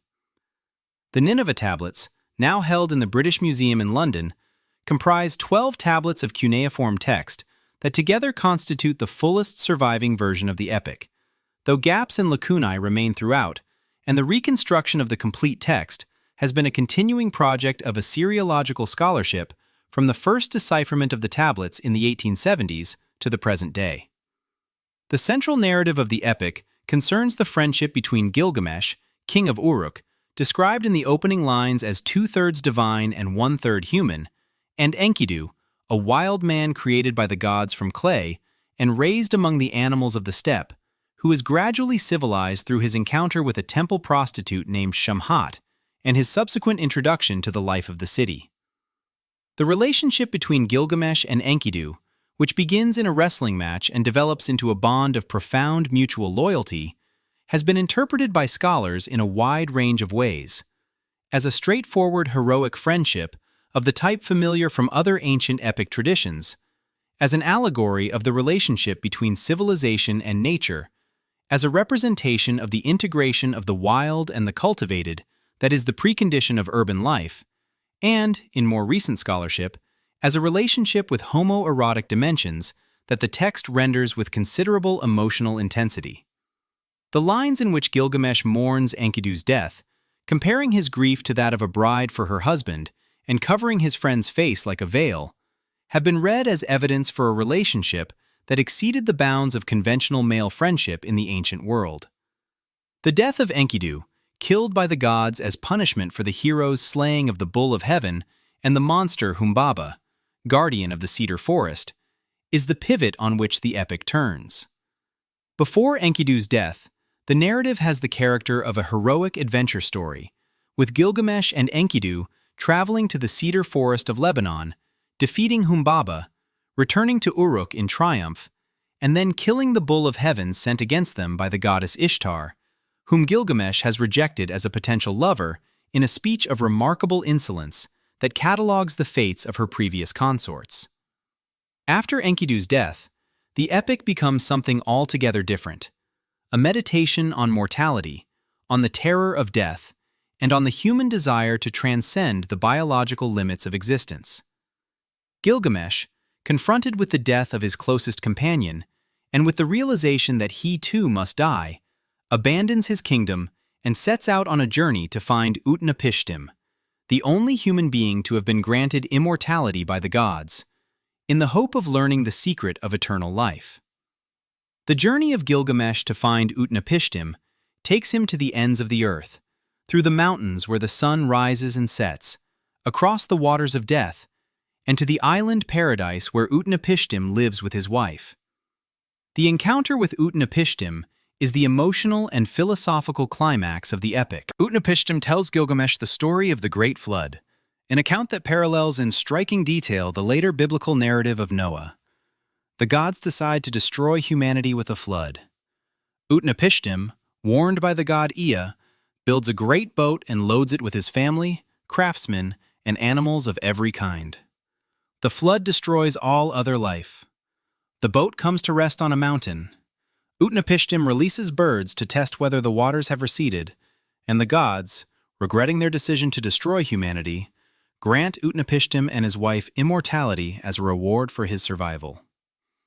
The parallels between this account and the biblical flood narrative in Genesis 6-9 were recognized immediately when the Gilgamesh tablets were first translated,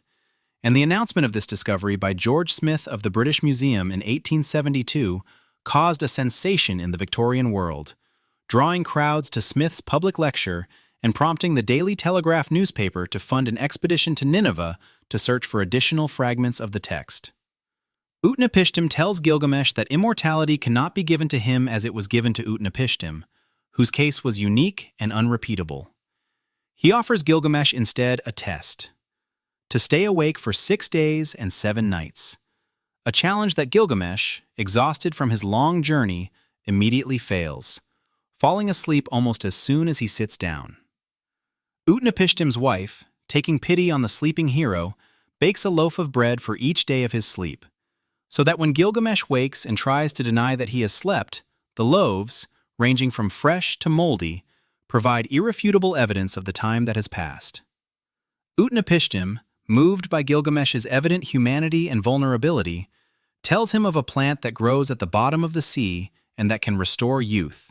though not grant immortality. Gilgamesh dives to the bottom of the sea, retrieves the plant, and begins his journey home, intending to bring the plant to Uruk and test it on the city's old men before taking it himself. On the way home, he stops to bathe in a pool, and while he is in the water, a serpent smells the plant's fragrance, rises from the depths, and carries it away, shedding its skin as it retreats, an image of renewal that the serpent achieves while the human hero does not. Gilgamesh sits down and weeps. The plant is gone. He returns to Uruk with nothing but the knowledge of his own mortality. The epic's conclusion is, by any standard of literary assessment, one of the most profound in ancient literature. Gilgamesh, returning to Uruk, is described in the closing lines as climbing the walls of his city and looking out over its extent, its temples, its orchards, its brickwork. The text invites the reader to see the city itself as Gilgamesh's monument, the enduring achievement that outlasts the individual life. The opening lines of the epic, which describe Gilgamesh as the one who saw the deep, the foundation of the land, who knew the ways and was wise in all things, and who engraved all his toils on a stone stela, frame the entire narrative as a record inscribed for posterity, a written monument to human experience that transcends the biological mortality it describes. The epic is, in this reading, its own answer to the question it poses. The written word is the immortality that the plant of youth could not provide. The Nineveh tablets that preserve the standard Babylonian version of the epic were excavated by Austin Henry Layard during his second expedition to Nineveh in 1849 to 1851, and by Hormuzd Rassam, Layard's Assyrian assistant, who in 1853 excavated the North Palace of Ashurbanipal and recovered the tablets that included the crucial flood narrative. The tablets were shipped to the British Museum, where they remained largely unstudied until George Smith, a self-taught Assyriologist who had begun his career as an engraver's apprentice, was employed by the museum to sort and catalog the Nineveh collection. Smith's identification of the flood narrative tablet in 1872 and his announcement of the discovery to the Society of Biblical Archaeology in London on December 3rd of that year, in the presence of Prime Minister William Ewart Gladstone, is one of the celebrated moments in the history of archaeology and of the study of ancient literature. Smith's subsequent expedition to Nineveh, funded by the Daily Telegraph, recovered additional fragments of the Gilgamesh tablets, filling some of the gaps in the narrative, though the text remains incomplete to this day. The scholarly work of reconstructing, translating, and interpreting the Epic of Gilgamesh has continued without interruption from Smith's first translations in the 1870s to the present. The Standard Modern Translation by Andrew George, published by Penguin in 1999, and based on George's comprehensive critical edition of the text, represents the current state of Assyriological knowledge about the epic, incorporating fragments discovered after Smith's time and providing a text of greater completeness and accuracy than any previous translation. George's edition identifies more than 70 distinct manuscripts of the epic, ranging from the Old Babylonian period to the late 1st millennium BCE, and from sites across the ancient Near East, including Nineveh, Nippur, Ur, Maturin, Ugarit, Megiddo, and Boghaz-Köi, the Hittite capital in Anatolia. The geographic and chronological spread of these manuscripts is itself a measure of the epic's cultural prestige and its importance in the scribal curriculum of the ancient world.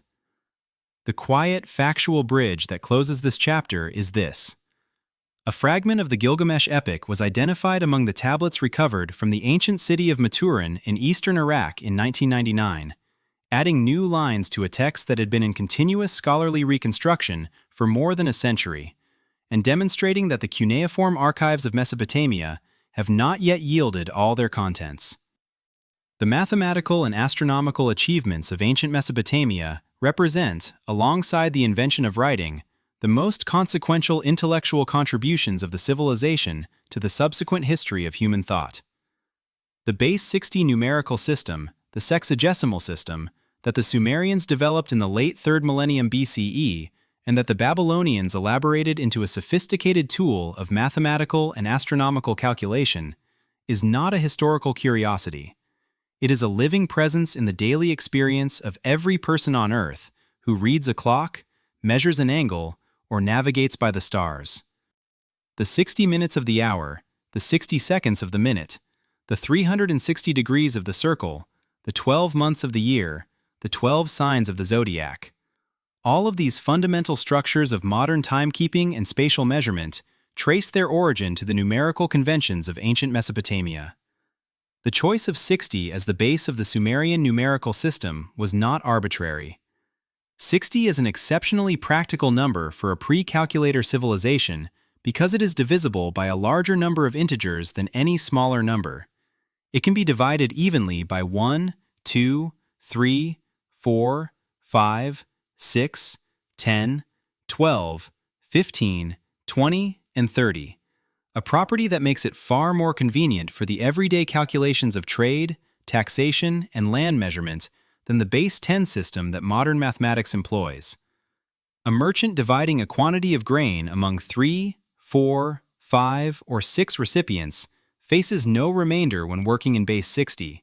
whereas the same calculation in base 10 produces fractions in most cases.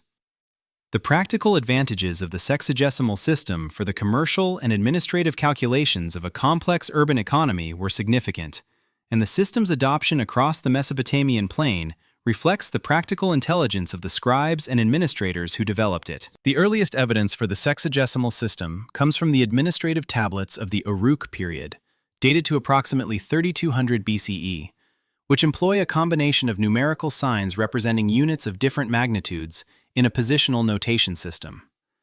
The Sumerian numerical system distinguished between different types of quantities, using different sign systems for counting discrete objects, for measuring grain, for measuring areas of land, and for measuring time, a complexity that reflects the diversity of the administrative contexts in which numbers were used. By the Old Babylonian period, approximately 2000 to 1600 BCE, Babylonian mathematicians had developed a fully positional sexagesimal system capable of representing numbers of any magnitude and any degree of precision, and they had applied this system to the solution of mathematical problems of considerable sophistication.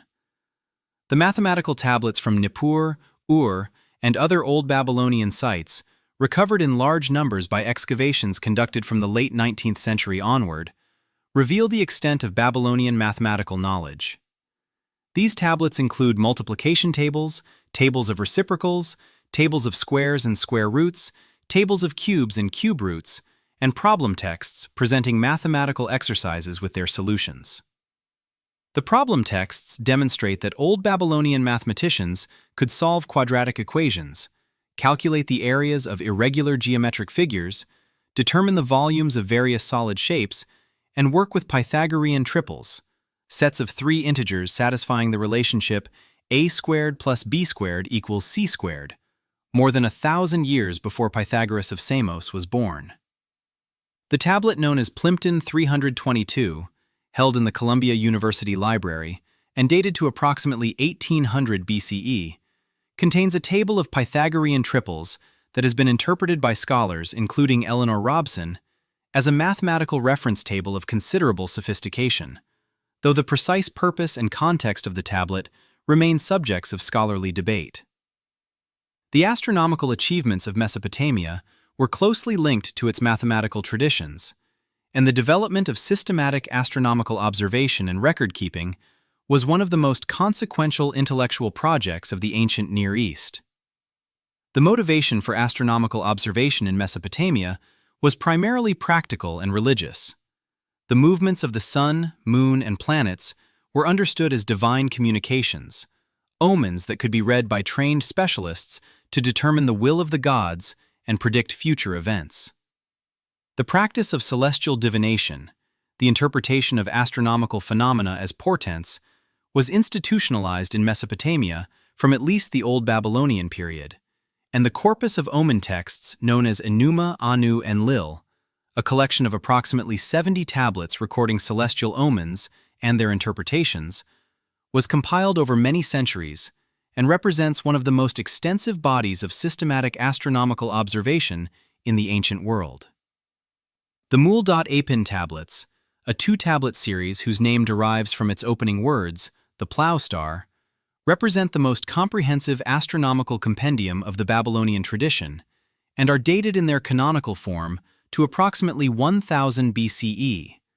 though the observations they record extend back to at least 1400 BCE and possibly earlier. The Mul.Apin tablets catalog the stars and constellations of the Babylonian sky, organized by their rising and setting times throughout the year, and include information about the paths of the sun, moon, and planets, the intervals between the rising and setting of the moon, the dates of solstices and equinoxes, and the gnomon shadow lengths that can be used to determine the time of day. The star catalog contained in the first tablet of the Mul.Apin series lists approximately 66 stars and constellations, organized into three paths: the path of Enlil in the northern sky, the path of Anu in the equatorial region, and the path of Ea in the southern sky. A division of the celestial sphere into three zones that reflects the cosmological geography of the Babylonian universe. The Babylonian astronomers of the first millennium BCE, working within the scribal institutions of Babylon, Uruk, Nippur, and Borsippa, developed the most sophisticated astronomical science of the ancient world, one that in certain respects was not surpassed until the development of modern mathematical astronomy in the 16th and 17th centuries CE. The so-called astronomical diaries, a series of cuneiform tablets recording systematic nightly observations of astronomical phenomena, including the positions of the moon and planets, the times of sunrise and sunset, meteorological conditions, river levels, and commodity prices, were maintained at Babylon from at least the 7th century BCE and possibly earlier, and they represent the longest continuous series of systematic scientific observations in human history.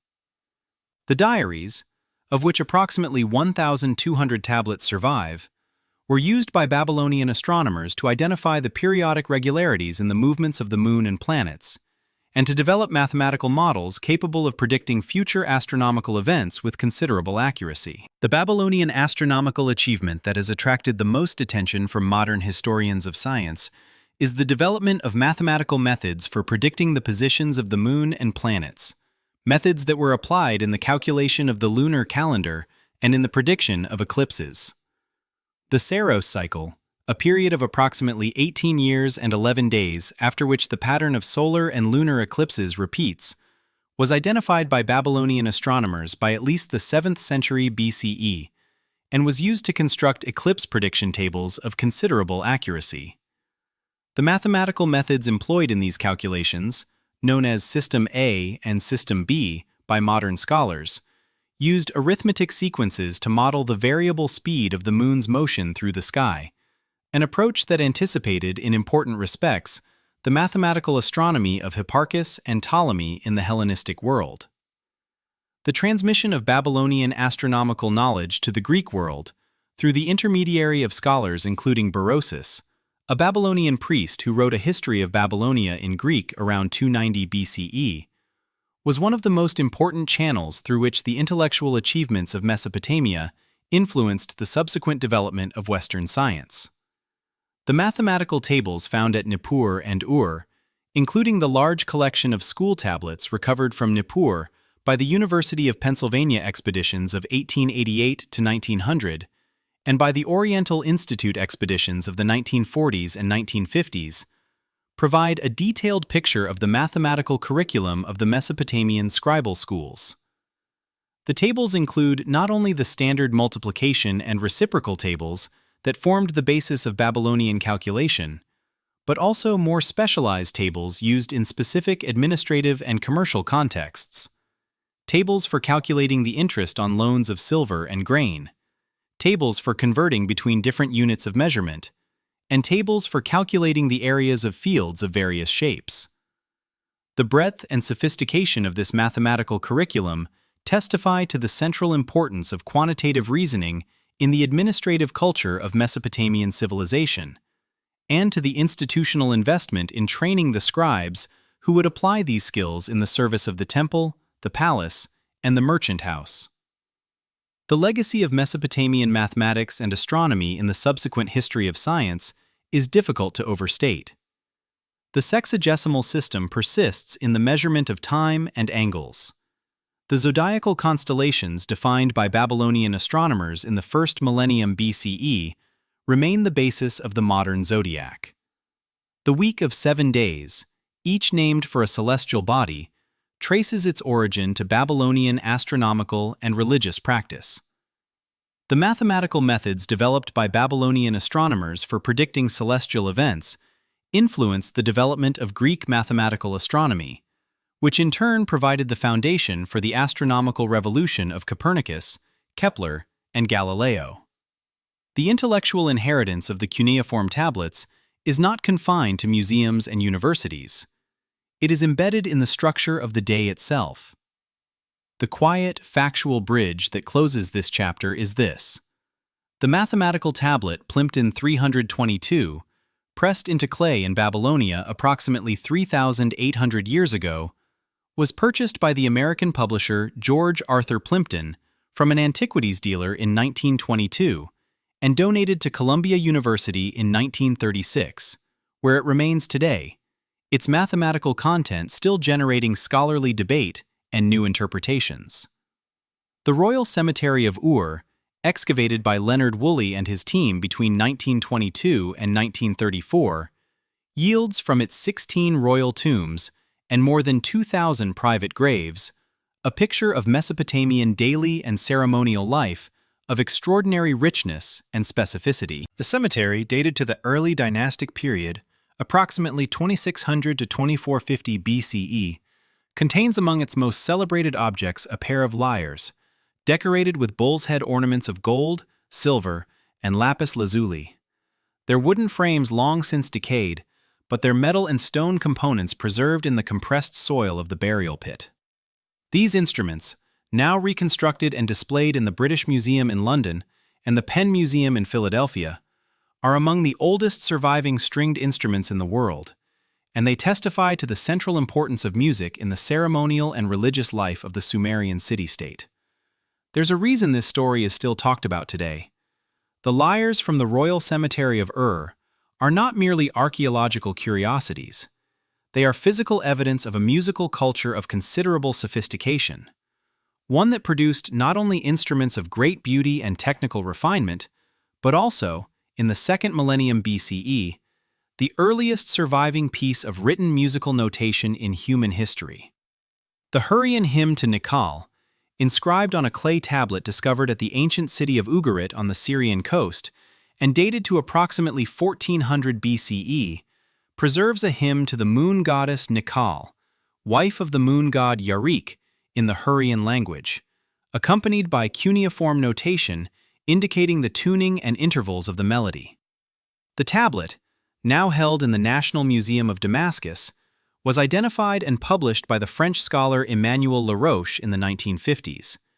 and the musical notation was subsequently interpreted by scholars, including Anne Draftcorn Kilmer of the University of California, Berkeley,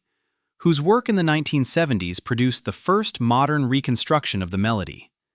The hymn, when performed on a reconstructed lyre tuned according to the Babylonian tuning system described in other cuneiform tablets, produces a melody of haunting simplicity that has been recorded and performed by musicians around the world. The musical instruments of ancient Mesopotamia extended beyond the lyre and the harp to include a wide range of percussion, wind, and stringed instruments documented in both textual and archaeological sources. Sumerian literary texts describe the balag, a large drum used in temple rituals, the tigi, a type of lyre associated with the worship of Inanna, the ala, a drum, and the zamzam, a wind instrument, among others. The performance of music was an integral part of the daily ritual of the temple, with musicians employed as temple personnel receiving regular rations of grain and oil in exchange for their services. The Ur-3 administrative tablets record the names and ration allotments of musicians at the temples of Nippur, Ur, and other cities, providing a detailed picture of the institutional organization of musical performance in the late 3rd millennium BCE. The daily life of ordinary Mesopotamians, the farmers, brewers, weavers, and merchants, who constituted the great majority of the population, is recoverable from a combination of administrative records, literary texts, and archaeological evidence that together provide a picture of considerable detail and texture. The agricultural year was structured by the seasonal cycle of the Tigris and Euphrates, with plowing and planting in the autumn after the summer heat had abated, the main growing season through the winter months, and the harvest of barley and emmer wheat in the spring before the summer floods arrived. The management of irrigation, the maintenance of canals and levees, and the coordination of labor for collective agricultural tasks were organized through the temple and palace institutions, which allocated land, seed grain, and draft animals to tenant farmers in exchange for a share of the harvest. The brewing of beer was one of the most important industries of ancient Mesopotamia, and the evidence for its centrality to daily life is pervasive in both textual and archaeological sources. The Hymn to Ninkasi, a Sumerian poem dated to approximately 1800 BCE and preserved in 2 Old Babylonian copies, is simultaneously a hymn of praise to the goddess of brewing and a detailed practical description of the brewing process, including the preparation of bapir, a twice-baked bread used as a source of yeast, the malting and mashing of grain, and the filtering and fermentation of the finished product. The text describes beer as the drink that makes the liver happy and the heart joyful, and the archaeological evidence confirms that beer was consumed by virtually all segments of Mesopotamian society, from the royal court to the agricultural laborers who received daily rations of it as part of their compensation. Administrative tablets from the Ur-3 period record the distribution of beer rations to workers on state construction projects in quantities suggesting that it constituted a significant portion of the daily caloric intake of the labor force. That's the kind of number that makes accountants cry. The Ur-3 administrative system tracked the movement of goods, labor, and commodities with a precision that generated hundreds of thousands of tablets, and the sheer volume of this documentation reflects the scale and complexity of the redistributive economy that the Third Dynasty of Ur administered. The tablets record not only beer and grain rations, but the allocation of textiles, the movement of livestock, the deployment of labor gangs, the receipts of tribute from conquered territories, and the disbursement of silver and gold for the purchase of luxury goods from distant trading partners. The weaving industry, in particular, was organized on an industrial scale. The Ur-3 archives record textile workshops employing hundreds of female weavers producing standardized lengths of wool cloth that were used as a medium of exchange in long-distance trade with the Gulf, with Anatolia, and with the Indus Valley civilization. The 7-day week, one of the most pervasive structures of modern temporal organization, traces its origin to the Mesopotamian tradition of marking the days of the lunar month with special significance. The Babylonian calendar designated the 7th, 14th, 21st, and 28th days of each month as days of particular ritual importance, days on which certain activities were prohibited and special offerings were made to the gods. The association of these 7-day intervals with the 7 celestial bodies recognized by Babylonian astronomy, the Sun, the Moon, Mars, Mercury, Jupiter, Venus, and Saturn, and the naming of the days of the week for these bodies, is attested in the late Babylonian and early Hellenistic periods and was transmitted to the Roman world, where the planetary week became the standard unit of temporal organization by the 1st century CE. The English names of the days of the week, Sunday for the Sun, Monday for the Moon, Saturday for Saturn, and the Germanic deity names for the remaining 4, preserve in their etymology a direct connection to the astronomical and religious traditions of ancient Mesopotamia. The merchant class of ancient Mesopotamia occupied a social and economic position of considerable importance, conducting the long-distance trade that supplied the cities of the alluvial plain with the raw materials they lacked: timber from the mountains of Lebanon and Anatolia, copper from Oman and Cyprus, tin from Afghanistan and possibly Central Asia, lapis lazuli from Badakhshan in northeastern Afghanistan, carnelian from the Indus Valley, and gold from Egypt and Nubia. The old Assyrian merchant colonies established in Anatolia during the early 2nd millennium BCE,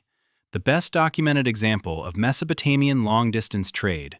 are known from a remarkable archive of more than 23,000 cuneiform tablets recovered from the site of Kultepe in central Turkey, ancient Kanesh,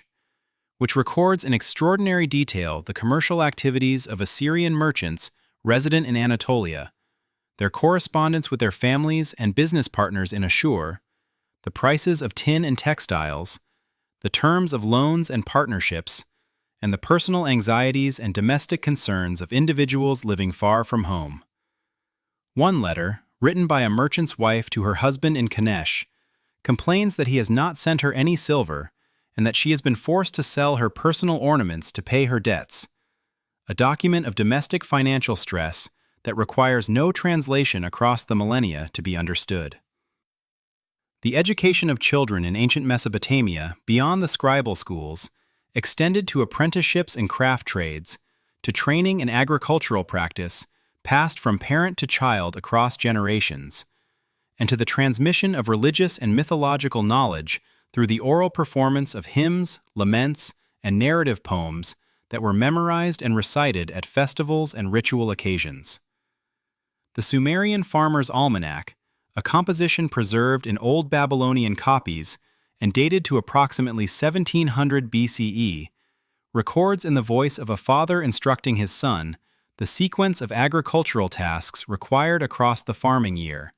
from the flooding of the fields in autumn through the plowing, planting, irrigation, and harvesting of the barley crop, and including detailed advice on the depth of furrows, the spacing of seed, and the management of irrigation water. The text is the oldest surviving agricultural manual in human history, and its practical specificity reflects the accumulated expertise of generations of Mesopotamian farmers transmitted through the medium of a literary composition designed for memorization and recitation. The funerary practices documented in the royal cemetery of Ur reveal the degree to which Mesopotamian beliefs about death and the afterlife shaped the ceremonial life of the city-state.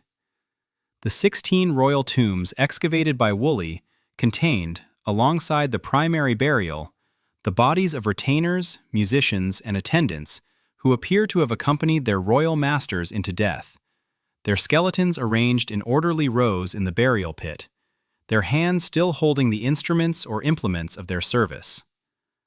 Woolley identified the remains of up to 74 attendants in a single royal tomb, the so-called Great Death Pit, their bodies accompanied by gold and silver vessels, musical instruments including lyres and harps, and personal ornaments of gold, silver, carnelian, and lapis lazuli. The question of whether these individuals died voluntarily, were executed, or were drugged before burial has been debated by scholars since Woolley's excavation, and the physical evidence of the skeletons has not resolved it definitively. What is clear is that the royal burial at Ur in the mid-3rd millennium BCE was an event of enormous social and ceremonial significance, one that mobilized the resources of the entire city-state and expressed in material form the beliefs of Sumerian civilization about the relationship between the living and the dead. The 7-day week that Mesopotamian tradition bequeathed to the modern world would come back to haunt every civilization that inherited it. But that's getting ahead of the story. The written word outlasted every empire it recorded. Henry Rawlinson read cuneiform from a cliff face at Behistun in the 1850s. Modern Iraq carries the tablets still in its soil. The written word outlasted every empire it recorded. Subscribe to drift into the next chapter of the ancient world.